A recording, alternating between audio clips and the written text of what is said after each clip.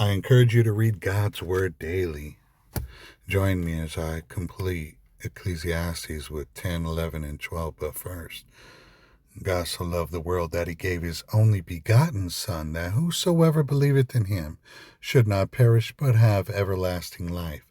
Being made so much better than the angels, he hath by inheritance obtained a more excellent name than they. That name is Jesus. He came unto his own, and his own received him not. Being free of sin, the Jews condemned him and accused him of blasphemy for saying that he is the Son of God. And Pilate found no cause of death in him and was determined to let him go. But the Jews set free Barabbas, the murderer. And they put Jesus Christ, a sinless man, on the cross where he died for the sins of the world. He was buried in a sepulchre, and on the third day God raised him from the dead, and he was seen alive by over 500 witnesses at once. Rejoice evermore. Ecclesiastes 10. Dead flies cause the ointment of the apothecary to send forth the stinking savor. So doth the little folly him that is in reputation for wisdom and honor. A wise man's heart is at his right hand, but a fool's heart at his left. Yea, also, when he that is a fool walketh by the way, his wisdom faileth him.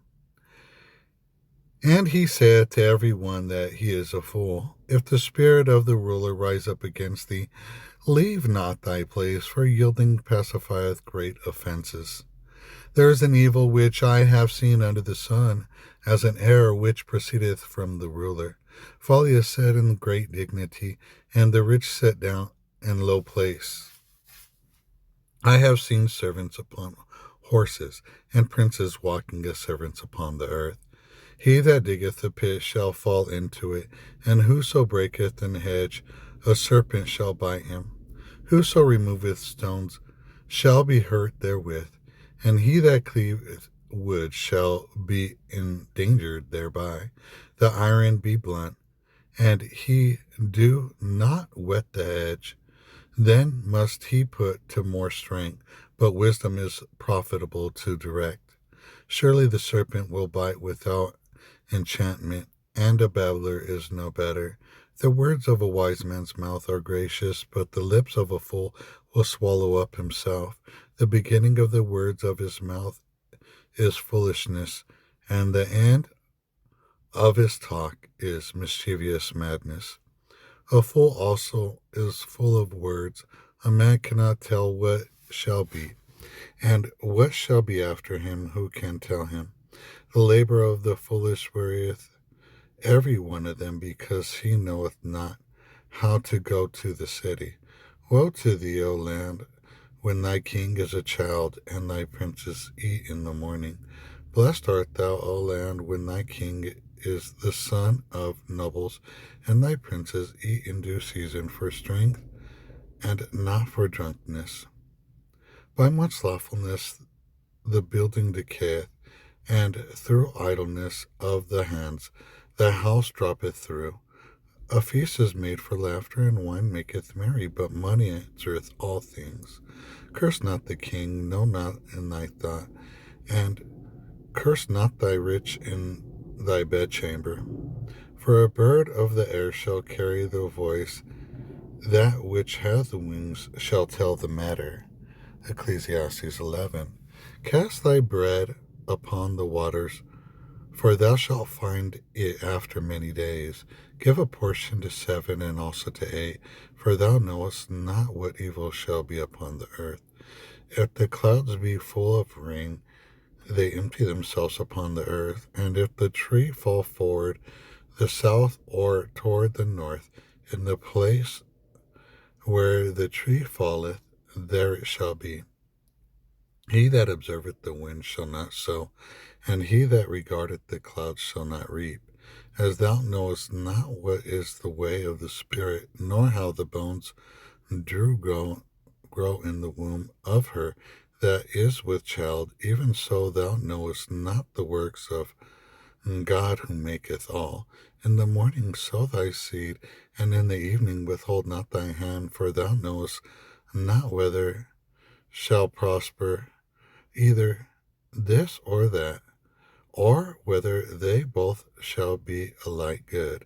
Truly, The light is sweet, and a pleasant thing it is for the eyes to behold the sun. But if a man live many years and rejoice in them all, yet let him remember the days of darkness, for they shall be many. All that cometh is vanity. Rejoice, O young man, in thy youth, and let thy heart cheer thee in the days of thy youth, and walk in the ways of thine heart and in the sight of thine eyes. But know thou that for all these things God will bring thee into judgment. Therefore remove sorrow from thy heart, and put away evil from thy flesh, for childhood and youth are vanity. Ecclesiastes 12. Remember now thy Creator in the days of thy youth, while the evil days come not, nor the years draw nigh.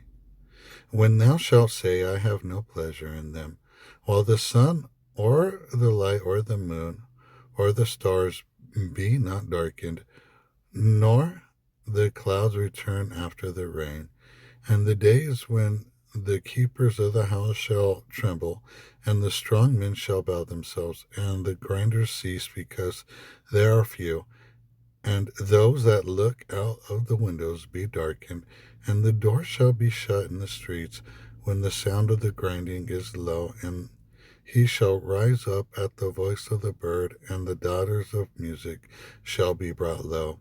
Also when they shall be afraid of that which is high, and fear shall be in the way, and the almond tree shall flourish, and the grasshopper shall be a burden, and desire shall fail, because man goeth to his long home, and the mourners go about the streets. Or ever the silver cord be loosed, or the golden bow be broken, or the pitcher be broken at the fountain, or the wheel broken at the cistern. Then shall the dust return to the earth as it was, and the spirit shall return to God who gave it. Vanity of vanity, saith the preacher, all is vanity. And moreover, because the preacher was wise, he still taught the people knowledge, yea, he gave good heed, and sought out and set in order many proverbs. The preacher sought to find out acceptable words, and that which was written was upright, even words of truth.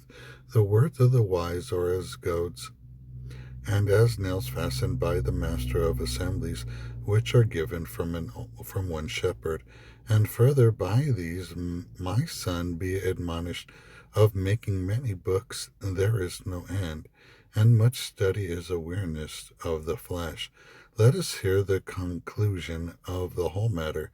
Fear God and keep his commandments, for this is the whole duty of man. For God shall bring every work into judgment with every sacred thing, whether it be good or whether it be evil.